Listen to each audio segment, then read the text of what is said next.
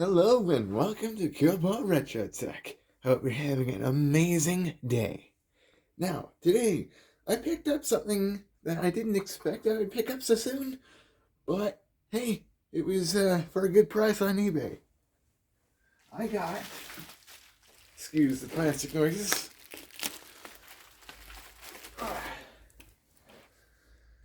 a Dell Optiplex computer. I believe it's a 755. Now, if we get this unwrapped real quick, there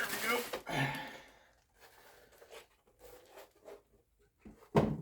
We can see that this was definitely an office PC because it has service tags and all of that, plus its specifications. Got a Dell Optiplex 755. I believe this is from 2009, 2010, something like that. Which also means that it's probably good to run XP as well. So with this machine, I'm probably going to be running XP, Vista, and 7. I was kind of hoping Vista would be the operating system installed on this machine because Vista was one of my first versions of Windows on a machine that was meant for me as a kid. Yes, I know Windows Vista is the post-XP equivalent of ME, but it did introduce a lot of things that makes modern Windows actually pretty fantastic for the most part. Yeah, I was kind of hoping for Vista to be installed, but I can fix that, assuming that this thing works. Let me get it all plugged in and everything. Oh, yeah, speaking of that, you'll notice on the back here, got this port. This port is the power port. It has an external power supply, which looks like a laptop power supply, and it probably is. But this cable is at least vaguely proprietary, because what other power supply has something that looks like something from an internal power supply when it's clearly intended to be external? I find that very, very odd. Oh, there's some zip ties I have to cut off. One moment. Alright, well, while we're here, I want to point out some of the rest of the ports. We've got serial, we've got parallel, we've got a bunch of USB. I assume that's 2.0 considering the time frame here. We've got Ethernet, that's probably not much faster than gigabit, if it even is gigabits. We've got some audio stuff, and DVI. Yes, that's DVI only. I had to go out to Best Buy and pick up a DVI cable. My monitors, both of these guys over here off camera, plus that one, they're DVI capable. I just never thought I would need to get DVI. But here we are. I needed to get DVI. So let's go ahead and get this power supply plugged in. Hope nothing blows up. And theoretically have a little bit of fun with some new hardware. I will say though, I honestly didn't pay enough attention to the eBay listing, because I could have sworn this thing had a PCIe slot for a graphics card. And that kind of flies in the face of a specific plan I had with a certain dank graphics card. And as you can see, it automatically powers on. And I think it should beep. Get this plugged in here. Look, we got postcode stuff. That's actually really cool. Hey, looks like we got a picture. It does not have PS2. I also thought it had PS2. Maybe I was thinking about something else when I got this. Alright, not a prob. But either way, I've gotten myself a slightly older computer, which will be fun. I'm just going to go ahead and yoink the keyboard and mouse from my custom build so I can use them here. Should have that mouse and keyboard now. Let's do F1 to continue. Did it just power off? Hold on a second. I think it just powered off on me.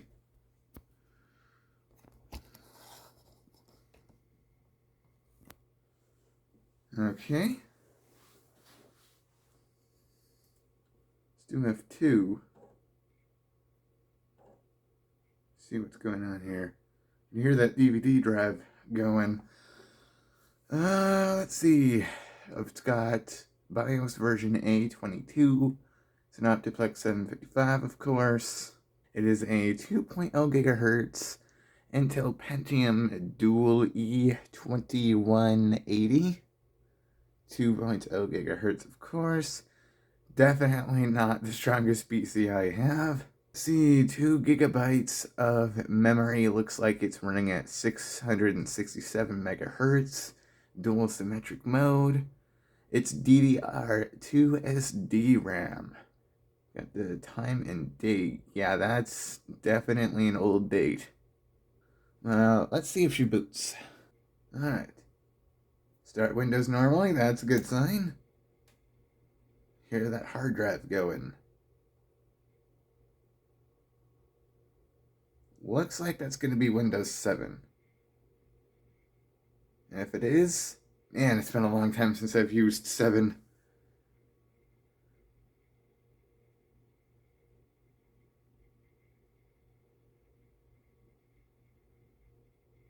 Yep, definitely 7. 7 Enterprise. Fancy. I just hope there's no administrator password. I wonder if this PC has been wiped. If it has not been wiped, then that's going to be the second computer on this channel that has not been wiped. Oh, looks like a basic installation. I mean, it looks like a standard install.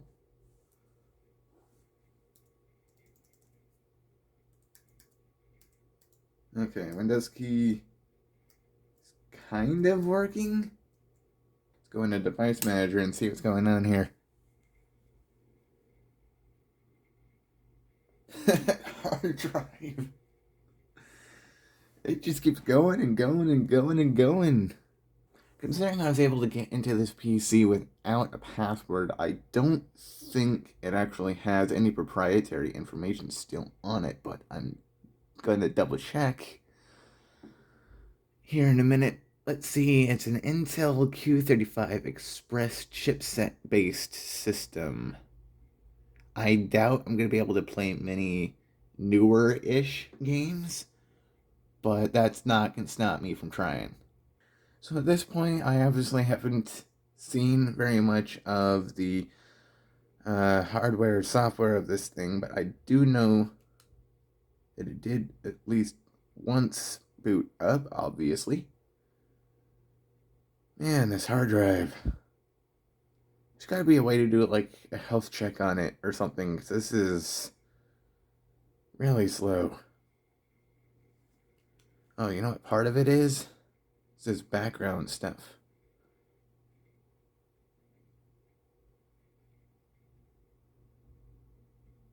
Okay, sound isn't working. No speakers or headphones or plugged in.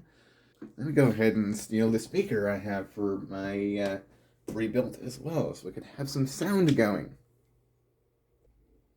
Okay, I know this is gonna sound weird, but I just smelled the air that this PC is exhausting as I was plugging in that speaker. It smells like a smoker had it at some point.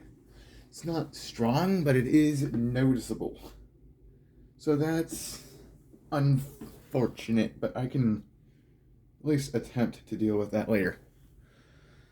So I got this plugged in, so we should have sound going. This hard drive is definitely on its way out. I can't even bring up the audio adjustment, the volume adjustment of this computer. I know it's a Pentium based system, but like, come on, it shouldn't be that slow. You know, this thing came out in the Vista age, so it definitely... something's not behaving properly, though.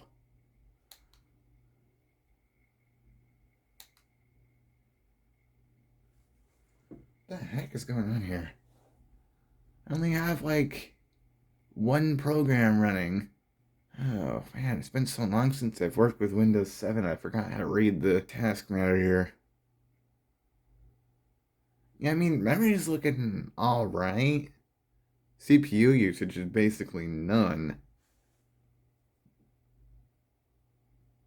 I'm betting here that our bottleneck here is the hard drive. Some I'm like very clearly clicking that volume icon though. It is responding to the keys. Let's see. Okay, sounds working. Oh man, it's been such a long time since I've heard these chimes. This shouldn't be connected to the internet because I have not put in my Wi-Fi credentials, and yeah, it's not connected to the internet. I'm not even sure if Firefox that old would work because this is definitely the old. Well, that's how old Windows 7 is. It's still firmly in the Flash Player era. Considering there's a Flash Player entry right here in the control panel. This is basically non-existent in more modern versions of Windows. It's kind of funny, actually. Let's see, what else is installed on here?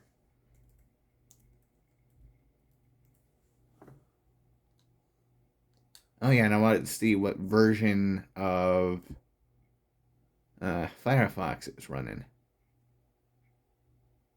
Let's see. Firefox 30. That came out in 2014. Has this machine not been turned on since 2014? If so, I'm kind of glad I bought it because I hate it when computers just sit around for an extended period of time. It seems like a waste to me. Yeah, considering we're about to hit Chrome and Firefox version what, 100 at this point? Chrome 35, Firefox 30. This thing definitely has not been turned on for a long time. I don't see any programs on here that would tell me that it's malicious. But this thing has definitely not been turned on for quite some time. I'm kind of thinking I want to hop over to Walmart real quick and pick up an SSD. Yeah, we might have to do that. This is not very usable. Is that copy of Office work? Does that work? Not being in the organization that this PC was a part of? I mean, it works. Really, that's okay. Yeah, cool. I'm not sure of whether or not keeping this version of Office violates any licensing agreement, but until I know otherwise, I'm probably going to keep it because I like Office software because I'm weird like that. And it's kind of hard to get any version of Office that's not a really, really modern version. Sometimes you just want Office software that's offline, you know? Sometimes it's good to have programs and features that don't reach out to Microsoft every 2 freaking seconds. This Windows key is occasionally not working, and that's a little worrying because it works just fine on my other machines. What? Why is Windows Defender turned off? Is there a different antivirus on here? Okay, UAC is on. Windows Update, Windows Firewall. Hey, why the heck is Windows Defender turned off? Let's go ahead and get that turned on. Uh-oh, did I just break it? I might have just broken it. It's not wanting to turn on Windows Defender. I wonder if that's a sign of this install being infected. And in that case, I am not putting this on the internet. I've noticed here that there are two taskbar icons that are like not showing up. I'm not sure. Whoa! Something just stopped Windows Defender. So I'm not sure what's going on there. Yeah, I'm not putting this thing on the internet until I do a fresh install of Windows 7. So I'm gonna go ahead and grab an SSD, get a copy of Clonezilla running, make a backup of that hard drive just in case I want to do something with the image, and actually do a fresh install of possibly 7 and Vista, and probably XP as well. So I'm gonna be and I want to do a copy of Ubuntu on here too, so I'm probably going to be quad booting on this thing if I can get that to work correctly. I'll be right back. Alright, well, before I do that, I'm going to go ahead and shut this thing down so we can take a look at some of the insides. I already have, but I just want to verify real quick how many spots for a hard drive this thing has. Because I kind of want to get a couple of SSDs for this thing, but if it only has like one port, then there's no point in getting multiple SSDs if I can only fit the one in here. My favorite part about this machine so far is it's got this blue little rotating thing. You could just twist it. Bam! The top comes right off. You don't really get that anymore. Even with some of the newer business-oriented machines. Let's see. Yeah, I only see one SATA port on here. Yeah. Oh, man. I'll have to see if I can get an angle for this. But this thing even has a laptop fan on it. Man, this is a fairly small form factor machine, despite the fact that it has a freaking whole 3.5-inch hard drive in here. Yeah, there's no room for any other drives.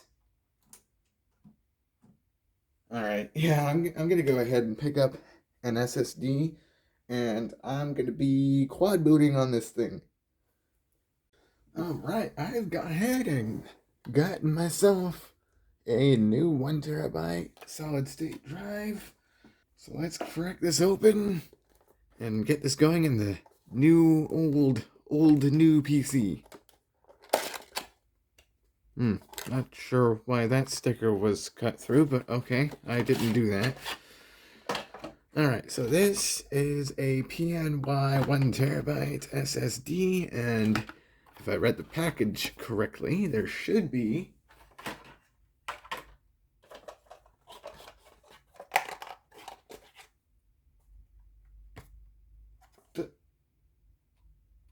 what? There's supposed to be an adapter. USB to what? Yeah, on this package, it's supposed to say that there's a USB to SATA adapter. I just opened it, but there's no adapter. Oh, well, I didn't really need the adapter anyways. That would have just made my stuff only slightly easier. So I'm going to go ahead and slap this SSD into the adapter. Goes in like this. At least it should. If you put it in right there, we go. There's that. That SSD should be good to go. And if I remember correctly, I have a copy of Manjaro on this USB drive, so I should, keyword being should, be able to clone that drive over with the tools that are available on Manjaro. Oh man, you could really tell how loud that drive is. Jeez. I wasn't pushing the right button there, was I? Boot menu, okay. USB, does it support USB booting?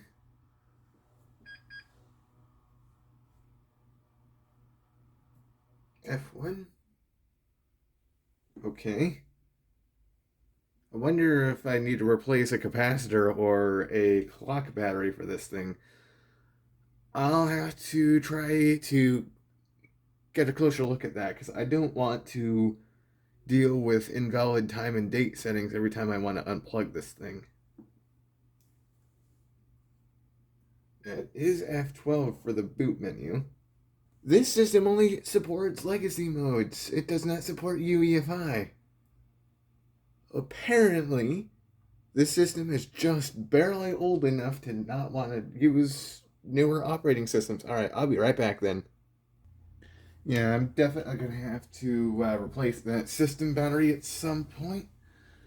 But while that flash drive is doing its thing on one of my Windows machines, to get clones on here, I'm going to go ahead and see what else is going on with this BIOS screen.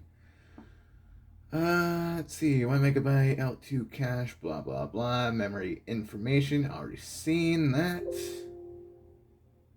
And that flash drive's done, but I want to start poking at this a little bit. Let's go power management. AC recovery. This field specifies how the system will behave when AC power is restored after... Okay, I think that's on right now, but I want to turn that off. Auto power on, it's off.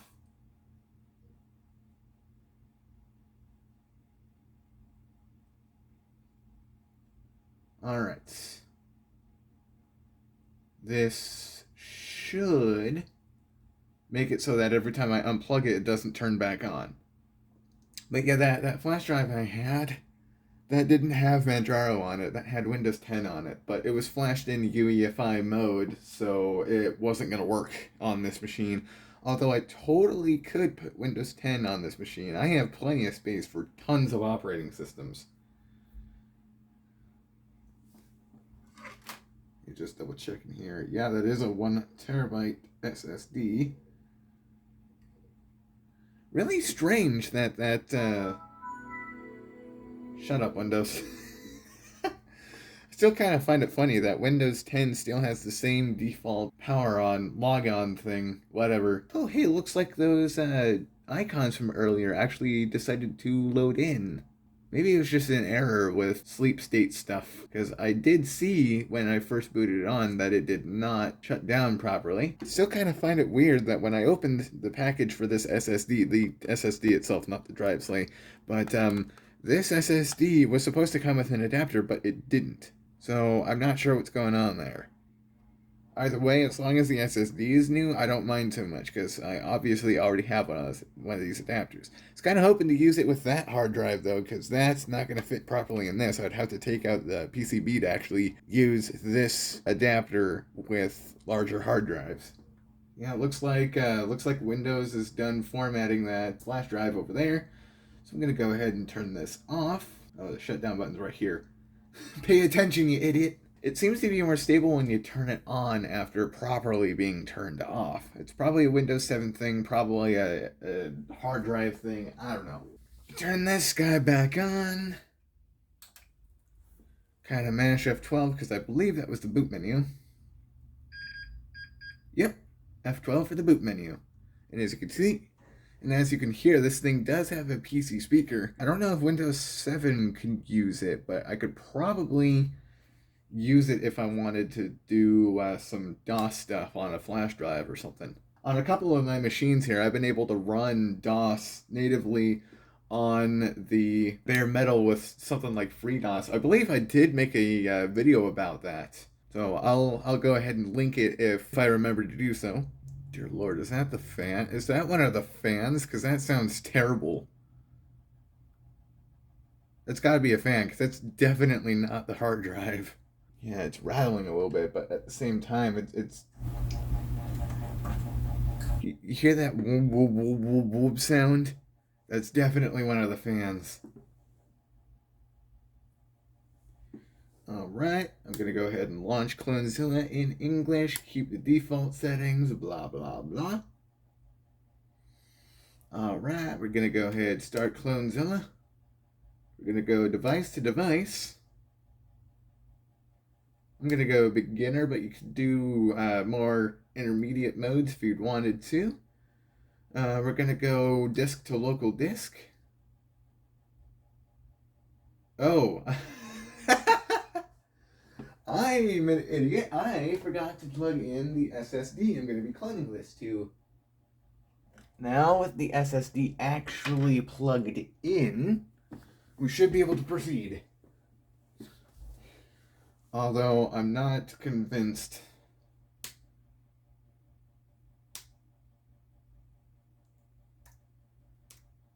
Now, let's go ahead and cancel out of that so the thing can actually see the SSD. Let's do start over. Start Clonezilla. Device. Beginner. Beginner. Disk to local disk. That fan. I'm gonna have to get a new one at some point, but it's gonna have to work for now. Local devices source. First disk in the system is HDA or SDA. The source drive is the top one. The JMicron tech name is the name of the controller on the adapter. So I know that that one's the adapter.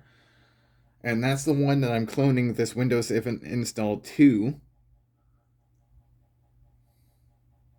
So I'm going to skip repairing the source file system and all that because that's more for Linux file systems than anything Microsoft or Apple. I'm going to go ahead and choose the action for shutdown stuff when everything is done. And because I'm not, well, I mean, technically I would be overwriting whatever's on this guy. So let's see. Warning. The data and the existing data on this hard disk / partitions will be overridden.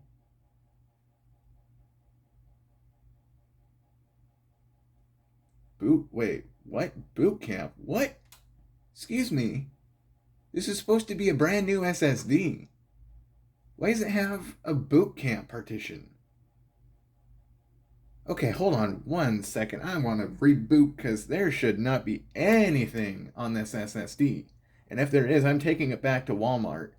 They just boot back into Windows 7 here and we'll figure out if this SSD is somehow used even though I got it brand new.